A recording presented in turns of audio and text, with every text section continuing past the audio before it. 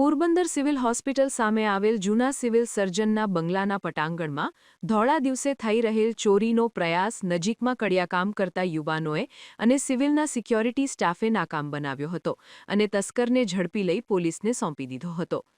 પોરબંદર જિલ્લા પંચાયત કચેરી સામે આવેલ વિવિધ સરકારી કચેરીઓમાં તાળા તોડી ચોરીના અઠવાડિયામાં જ 2 બનાવ બન્યા હતા.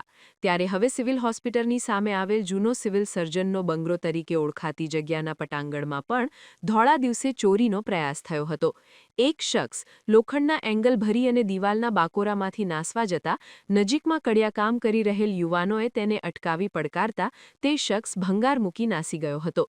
કડિયાકામ કરતા યુવાનોએ નજીકમાં રહેલ સિક્યોરિટી ગાર્ડને જાણ કરતા ગાર્ડ દોડી આવ્યા હતા અને ચોરી કરનાર શખ્સની શોધખોળ હાથ ધરતા એક શખ્સ નજીકમાંથી જ મળી આવ્યો હતો. આથી તેની પૂછપરછ કરતા તે શખ્સ દારૂ અને સોલ્યુશનના નશામાં હતો અને અન્ય શખ્સના કહેવાથી તે લોખંડના એંગલની ચોરી કરવા આવ્યો હોવાનું જણાવ્યું હતું અને પોતાના નામ અને સરનામા પણ વારંવાર ખોટા આપ્યા હતા. આથી સિવિલના સિક્યોરિટી સ્ટાફે આ અંગે તુરંત પોલીસને જાણ કરતા પોલીસ દોડી આવી હતી અને શખ્સને ઝડપી લઈ કમલાબાગ પોલીસ મથકે લઈ જઈ વધુ તપાસ હાથ ધરી છે.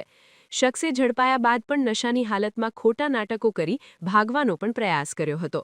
ઉલ્લેખનીય છે કે ચોપાટીએ જ રિલાયન્સ ફુવારા, શિવાજી ગાર્ડન પાર્ટી પ્લોટ સહિત આસપાસમાં ચોરીના અનેક બનાવ બન્યા છે, જેમાં સરકારી મિલકતોમાં તોડફોડ કરી નુકસાન પણ પહોંચાડવામાં આવ્યું છે, તો પ્રજાની મિલકતને પણ નુકસાન થયું છે.